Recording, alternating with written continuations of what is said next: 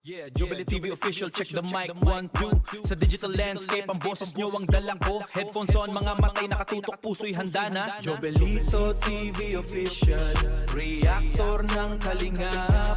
Tayo'y maghatid ng liwanag sa bawat sulok ng Pinas. Isang tinig para sa bayan, advokasy ang wagas. Jobelito TV official, reactor ng kalingap.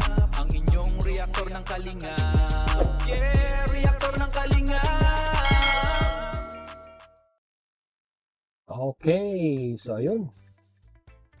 Inyo at sa mga kabagis, this is Jubilito TV Official at eto na naman po muli ang isang edisyon ng ating reaction video mga kalingap at kabagis. Siyempre po, bago po lahat, shoutout po muna natin Kuya Val Santos Matubang, Ate Edna Vlogs at Kalingap Rap. Siyempre po sa ating mga kalingap netizens, mega love shoutout po sa inyong lahat.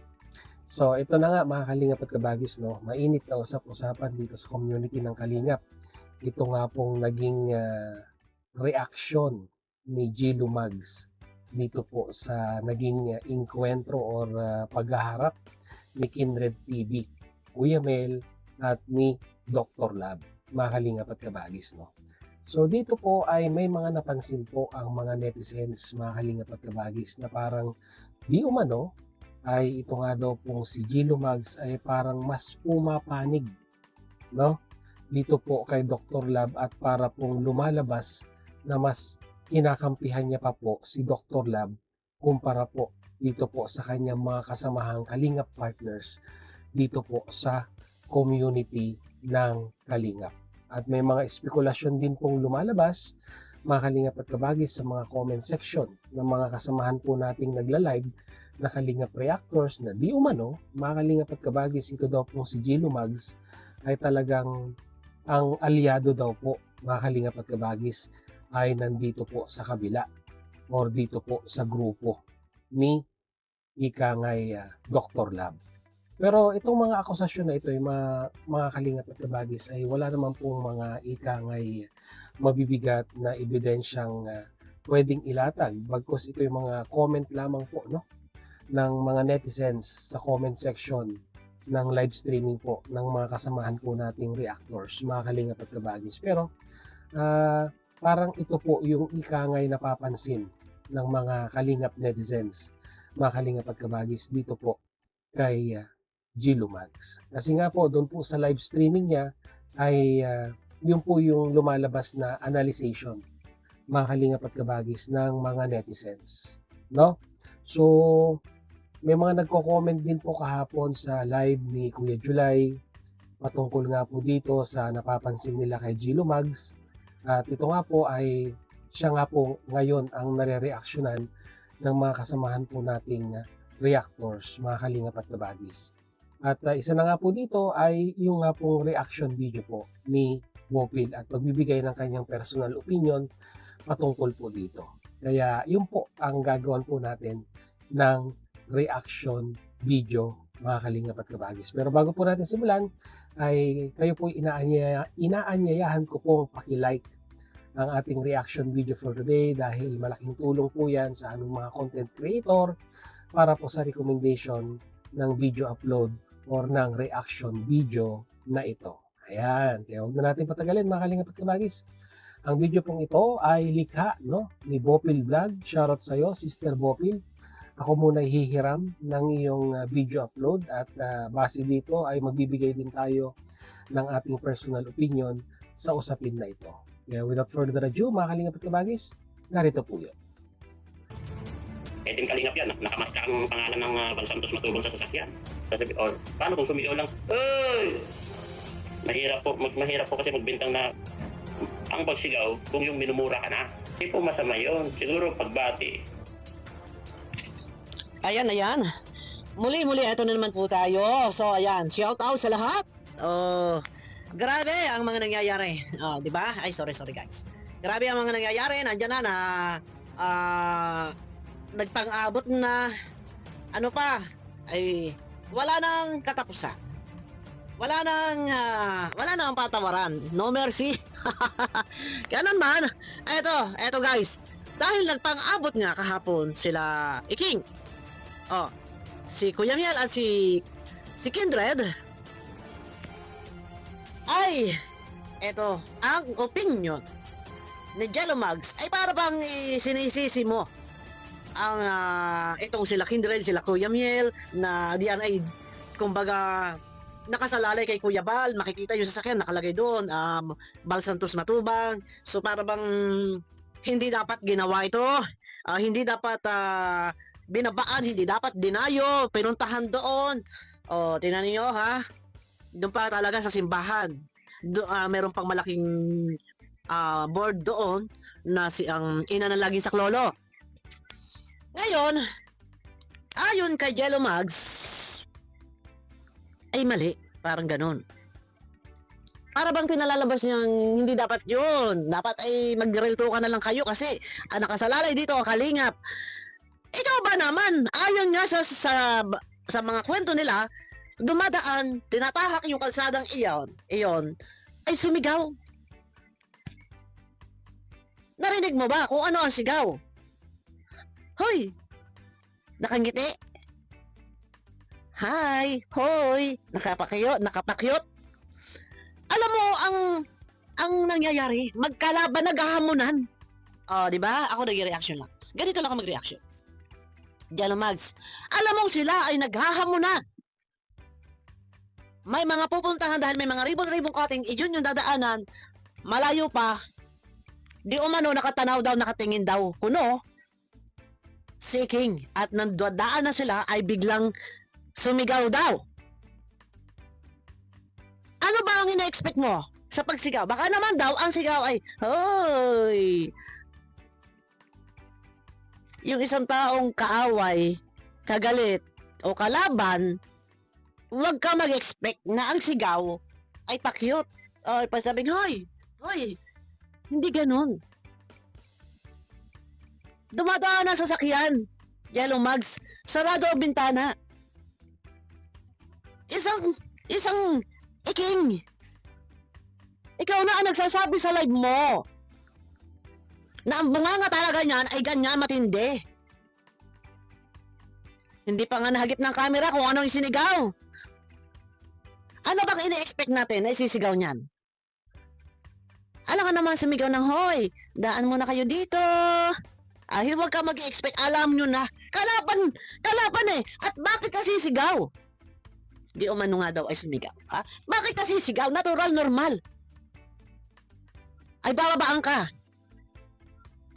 Hindi bababa yan, mga yan, kung hindi alam nyo na. Mga walang galang, Jello Mags, magpaparinig lang ako. I-strike mo man ako, makakapil ako dahil hindi abuso ang paggamit ng video ko. Kagaya ng mga strike sa ibang mga reactor, kila kayo July, kila ka peso nakaka-absuelto. Okay, sige mag-strike ka, gagamit ako. Lahat naman tayo matapang. Lahat naman matapang. Yes, lahat tayo matapang. Pero ilagay sa lugar. Pagka nakakalalaki ka na, parang nakaka-insulto ka, parang nangahamon ka, nampoprobo ka, aba, ay kasahan mo. Lahat naman tayo matapang, yes. Pero idaan natin sa kapag ganyan lang, sos. Lahat naman tayo matapang, pero idaan natin pero kung, hoy, ay sus. Ang tanong nga, ganun lang ba talaga si Iking? Pag sumisigaw? Ay, minsan nagagagaya pa yan eh. Nambubuwis ito eh. Kasi, yung iyong reaction, himig ng iyong pananalita, para bang sinisisi mo pa sila Kindred. Mabalaga lang ha, opinion ko lang to. Parang, tuloy mo na. Sabi niya, kung, hoy, buti sana nga kung ganon. Walang problema. Si Iking ba mapag-aasahan natin na, Hoy, hindi ganyan si Iking, ang bunganga niyan. Dahil pa ang lagaan yan ng kumukulong bulkan. Dahil pa ang kumukulong bulkan. Ang bibig niya. Palampasin mo na yan. Palampasin. Marami ng beses pinalagpas. Hindi ba sinasabi niya Iking na kapag nakita ay pagsasasampalin? Ano pa kaya na nakita pa parating ang isang sasakyan? Natural, normal, sisigaw niya lalo pag sarado ang pintuan. Ang bintana ng sasakyan. Ine-expect ni Iking na hindi yan maririnig ng mga tao. Ano man ang isigaw niya. So, ang gusto ni Jello Mags palagpasin. Marami ng beses pinalagpas. So, ngayon, ayun nga, dumadaan sa tapat ng simbahan. At sumigaw daw itong iking. Ano? Aba ay nakakalalaki, kung nakakalalaki. At baka doon pa eh. Sa palibasa nga, sarado nga ang mga bintana ng mga sasakyan. Eto na. Palagpasin na lamang daw. Sabi ni Jello Mags. At pinalagpas na din. Hindi na humantong sa magkapukpukan at magkasaksakan. Pero lesson learned yan kay Iking. Okay. So, nagets ko na, mga kalingap at kabagis, yung gustong iparating na mensahe ni Bopil dito. No? Alam naman natin, mga kalingap at kabagis, sa mata ng mga kalingap supporters, kung sino yung nararamdaman po nila na ika nga ay yung suporta ay nandun pa rin sa mga dati nilang kasamahan. Okay lang naman, di ba, mga kalingap at kabagis, na sumuporta ka. Pero lagyan mo ng limitasyon, lalong-lalo na ay nasa social media ka. Katulad na lang, yung nangyari kay Pure Health. Di ba? Mawalang galang sa'yo, Pure Health, pero di ba na-issue din siya nung ika nga'y pagdating sa pagtulong-tulong at napag-isipan din ng mga kalingap netizens na ika nga ay nakasuporta din siya kay sa kabila kay Dr. Lab. Yung pagsuporta, yung pagiging isang magkaibigan off-cam, mga kalingap at kabagis, ay hindi po natin po pwedeng tanggalin sa kanila yon. Dahil unang-una po sa lahat, matagal na po ang pinagsamahan nila nung kahit nandun pa sa kalingap community itong si Dr. Lab.